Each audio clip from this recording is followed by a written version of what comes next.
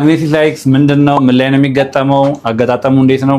በጣም በተደጋጋሚ የተጠየቅነው ጥያቄ ነው። ሰላም ዚነሮች ነን። ዛሬ በማቴሪያል ሪቪው ታይማችን የምናወራው ስለ ማግኔቲክ ላይት ነው። ማግኔቲክ ላይትን ከሌሎች ላይቶች አማራጮች በጣም ተወዳጅ ያደረገው 3 ምክንያቶች ልንገራችሁ። የመጀመሪያው ለመግጠም በጣም ቀላል ነው። ያን ያህል ፕሮፌሽናል የሆነ ኤሌክትሪሻን አያስፈልግም። ማንኛውም ሰው ቀጥታ ፊት ሊያደርገው የሚችለው ማቴሪያል ነው።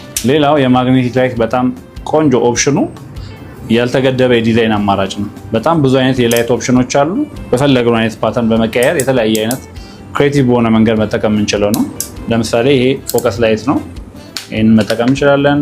ኦር ሰማው እንደ አሉሚኒየም ላይት ኮንቴንስ የሆነ ነገር በዚህ አይነት ፓተርን አድርገን በቀላሉ የተለያየ አይነት ፓተርን መስራት መቻላችን ተመራጭ ያደርገዋል። በኔክስት ቪዲዮ ማግኔቲክ ላይት ሳይት ላይ እንዴት እንደሚገጠም በሁለቱም ኦፕሽን በሚቆረቆረው ማውንት በሚደረገው እናሳያቸዋለን። ዚነሮች ነን።